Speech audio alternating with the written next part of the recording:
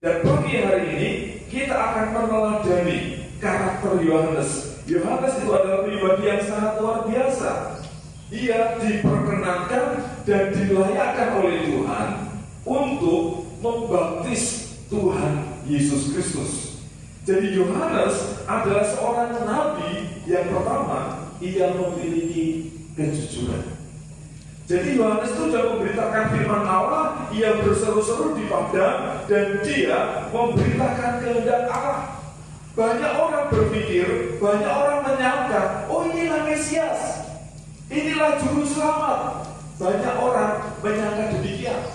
Makanya beberapa orang datang kepada Yohanes dan memberanikan diri untuk bertanya. Kalau kita perhatikan tadi Bapak Ibu Saudara sekalian yang terkasih di dalam Tuhan, mulai dari ayat yang pertama di sana, mulai dari ayat yang ke-19, ketika orang-orang mulai datang kepada Yohanes, mereka bertanya, siapakah engkau? Kenapa engkau berseru-seru di padang? Apakah engkau Mesias? Apakah engkau sang juru selamat yang selama ini kami nantikan? Jadi orang Israel itu pada waktu itu menunggu penggenapan nubuatan di dalam perjanjian lama. Jadi Yohanes ini menjadi satu pribadi yang menarik karena ia berseru-seru, ia memberitakan tentang pertobatan, Yohanes memberitakan tentang kehendak Tuhan, dan Yohanes tidak menceritakan dirinya sendiri.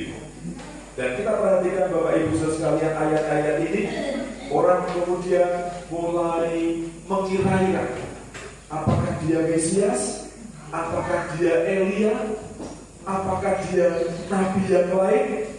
Tapi Yohanes berkata, bukan, aku bukan Mesias, aku bukan Elia, tetapi dia jujur menceritakan siapa dirinya. Ini adalah sesuatu yang luar biasa. Jadi dia tidak, walaupun banyak orang mengagumi, banyak orang mendengar pemberitaan firman Tuhan, banyak orang diberkati, dia tidak berpura-pura menjadi Mesias. Kalau kita perhatikan Bapak Ibu Saudara sekalian, waktu-waktu ini, bahkan dari tahun 92, saudara mungkin pernah mendengar berita seorang yang di Amerika yang namanya David Koresh, ya, mungkin pernah mendengar nama ini. Dia mengaku Mesias di Amerika. Dia mengaku sebagai Yesus, sebagai Mesias. Dan saudara tahu istrinya David Koresh itu berapa? Nanti bisa cari di internet. Itu lebih dari 10 orang, mungkin sekitar 17 atau sekian orang. Mesias istrinya banyak. Jadi itu mengaku-aku. Dan firman Tuhan sudah mengatakan Mesias ada di sana, Mesias ada di sana. Dan kita paling dikatakan ya saudara, jangan mudah hilang, jangan mudah tersesat, jangan mudah tertipu. Dan ketika Yohanes memberitakan firman Tuhan, orang juga berpikir ini Mesias, ini juru selamat yang kita nantikan. Tapi Yohanes, ia memiliki kejujuran. Aku bukan Mesias, aku bukan Elia, aku hanya seorang hamba yang diutus untuk memberitakan firman Tuhan. Jadi Bapak Ibu Saudara sekalian, ini sesuatu yang sangat menarik. Ayat 23, Yohanes mengutip firman Tuhan yang disampaikan oleh Yesaya. Ia mengatakan kebenaran. Ayat 23, jawabnya, akulah suara orang yang berseru-seru di padang gurun, luruskanlah jalan Tuhan, seperti yang telah dikatakan Nabi Yesaya. Jadi Yohanes ini bisa dikatakan mempersiapkan jalan bagi Tuhan Yesus Kristus. Karena Tuhan Yesus sebelum ia menyampaikan firman Tuhan sebagai juru selamat, Yesus juga harus merendahkan dirinya. Yesus harus dibaptis. Makanya ada kata baptis itu artinya baptiso, dari kata baptiso itu menenggelamkan, atau kata yang lain itu menyucikan. Kita tidak usah memperdebatkan ada baptis percik, ada baptis selam. Kalau gereja kita, sinode kita itu memakai baptisan selam dari kata baptiso itu yang artinya menenggelamkan. Ini juga meneladani Tuhan Yesus di Sungai Yordan. Ketika ia dibaptis oleh Yohanes, dia dibaptis selam, ditenggelamkan. Bukan berarti, wah ini baptisan selam yang paling benar, kalau nggak selam nggak masuk surga. Jangan salah, saudara. Baptisan tidak menyelamatkan. Amin. Baptisan nggak menyelamatkan, gereja nggak menyelamatkan. Yang menyelamatkan itu adalah percaya kepada Tuhan Yesus, bertobat dan memulai hidup baru. Amin. Tetapi sakramen baptisan itu penting di dalam gereja. Itu satu bentuk pengakuan, pertobatan, dan komitmen hidup baru di dalam Tuhan. Kemudian yang kedua kita akan memperhatikan, Yohanes selain dia memiliki kejujuran, ia memiliki kerendahan hati. Jadi tanpa kerendahan hati, kita tidak akan bisa melayani orang lain. Banyak orang hari-hari ini kecenderungannya itu meninggikan diri. Kecenderungannya itu menunjukkan kepandaian, menunjukkan kemampuan, menunjukkan keterampilan, bahkan memamerkan harta kekayaannya. Kadang kita juga prihatin ya, beberapa waktu yang lalu ada tren para artis di televisi yang cek saldo ATM, ya, itu kan untuk pamer, mencari pujian. Sementara di luar sana banyak orang menderita, banyak orang hidup dalam kesukaran. Tapi orang tidak peduli, egois. Ayo coba cek ATM, ada sekian miliar, ada sekian. Itu menurut saya bagi yang menonton itu ada manfaatnya enggak? Apalagi bagi orang-orang yang susah, itu malah menyakitkan, itu melukai. Oleh karena itu Bapak Ibu Saudara sekalian yang terkasih dalam Tuhan, seperti halnya Yohanes, ia memiliki kerendahan hati. Sekalipun orang hormat kepada dia, mengagumi dia, tetapi ia menyatakan dirinya, aku hanya hamba, aku hanya utusan, aku hanya menyampaikan firman Tuhan, menggenapi apa yang ditulis dalam kitab Yesaya, luruskanlah jalan bagi Tuhan. Itulah Yohanes. Ia memiliki kerendahan hati. Dan Yohanes, Bapak Ibu Saudara sekalian yang terkasih dalam Tuhan, ia tinggal dalam kesederhanaan. Saudara tahu Alkitab mencatat Yohanes itu makannya apa? Belalang dan madu. Kira-kira makan hamburger tidak ada? Tidak ada pada waktu itu. Pizza ada tidak? Tidak ada. Dia makan yang sederhana. Karena dia tinggal di padang. Apa yang ditemui di padang itu dia makan. Belalang, kalau di tempat kita di Wonosari itu ada belalang. Tapi sampai hari ini saya pernah weekend ketika saya di Jogja, weekend ke Wonosari, tinggal di rumah jemaat, kemudian dikasih nasi, kasih sayur, keluarlah apa saudara? Belalang. Kira-kira saya bisa makan tidak? Ya saya makan karena itu dia dapat jemaat. Tapi kemudian saya keluar ke belakang, apa yang terjadi? Rasanya gak karu-karuan. Itu hanya kebiasaan saya. Bayangkan Yohanes itu makan belalang dan madu hutan karena dia tinggal di padang. Yohanes tidak punya rumah, Yohanes tidak punya tempat tinggal seperti saya dan saudara. Dia tinggal dalam kesederhanaan, tapi dia nabi yang besar, dipakai oleh Tuhan secara luar biasa karena dia memiliki kerendahan hati. Tapi kalau orang takut, oh ini Mesias, oh ini Elia, oh ini nabi besar, dia jujur, aku bukan Elia, aku bukan Mesias, aku bukan apa-apa, tapi aku hanya seorang hamba yang diutus untuk meluruskan jalan bagi Tuhan, mempersiapkan jalan bagi pelayanan Tuhan Yesus Kristus. Jadi Yohanes memiliki kejujuran, ia memiliki kerendahan hati, dan yang ketiga, Bapak Ibu Saudara sekalian yang terkasih dalam Tuhan, Yohanes memiliki ketaatan. Kalau saya membayangkan Yohanes itu terjadi hari ini, kira-kira followersnya Yohanes itu banyak atau sedikit kira-kira? Banyak saudara. Kalau dia punya Facebook, kalau dia punya Instagram, kalau dia punya Twitter, saya membayangkan pengikutnya jutaan Yohanes itu.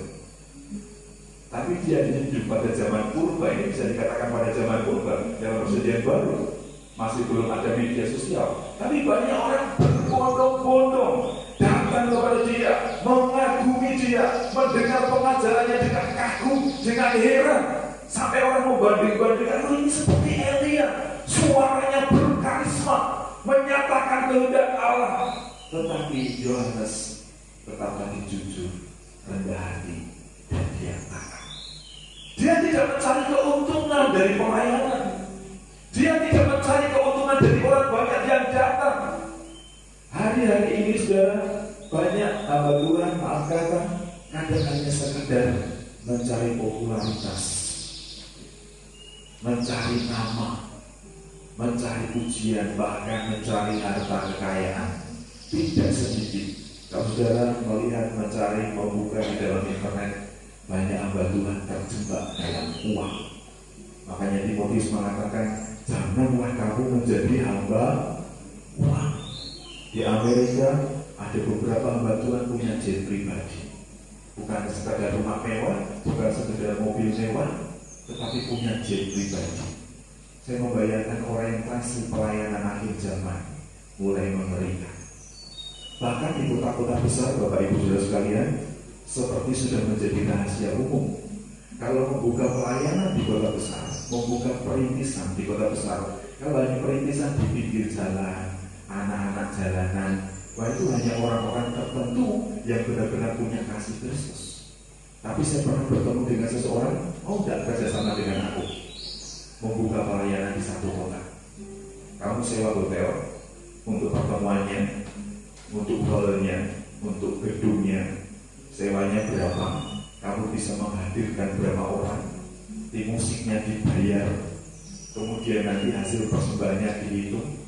Itu seperti bisnis juga, dan itu bisa terjadi di kota-kota, dan itu mengerikan. Itu hampir sama seperti sejarah gereja akhirnya. Surat pengampunan dosa itu dijual. Itu yang disebut surat indulgensia. Kekristenan, keselamatan akhirnya seperti diperjualbelikan. Hamba-hamba Tuhan tidak memiliki ketulusan, tidak memiliki kesetiaan, tidak memiliki ketaatan. Mulai motivasinya melenceng.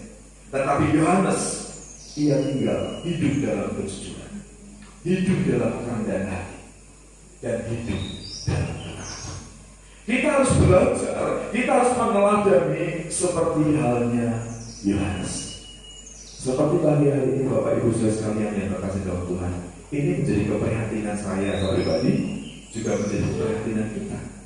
Gereja kita ini kurang tenaga, kurang pemain musik, kurang para pelayan Tuhan. Kalau saya duduk di situ sebenarnya hati saya menangis, Tuhan, kami butuh orang-orang yang cinta Tuhan, orang-orang yang punya loyalitas, orang-orang yang punya hati sebagai hamba, orang-orang yang merasa hari Minggu itu penting. Saya ingat seseorang yang luar biasa kesaksiannya, walaupun saat ini sedang terbaring sakit lemah, Ibu Jumira. Dia bercerita sekali, waktu saya sedih sekali, saya menyesal sekali, saya diajak piknik ke pantai selatan, saya nggak bisa ke gereja, saya kehilangan berkat Tuhan, saya kehilangan damai sejahtera, karena saya meninggalkan Tuhan, akhirnya dompetku hilang. Tapi saya bukan masalah itu, tapi maksud saya, dia merasa sayang kalau tidak datang ke gereja. Dia merasa kehilangan berkat Tuhan, merasa kehilangan damai sejahtera kalau hari Minggu tidak datang menyembah Tuhan. Kadang kita ini menjadi orang-orang yang egois. Saudara sudah diberi hari Senin, Selasa, Rabu, Kamis, Jumat, Sabtu 6 hari. Aturan ini tetap sama, tetap berlaku. 6 hari lamanya kamu bekerja, hari yang ke-7 kamu berhenti. Walaupun dalam perjanjian baru, masa anugerah bagi kita saat ini bukan berarti hari Minggu tidak boleh bekerja, tapi yang terpenting saudara harus memprioritaskan Tuhan. Kalau saudara tidak bisa datang ibadah pagi hari, masih ada ibadah sore hari.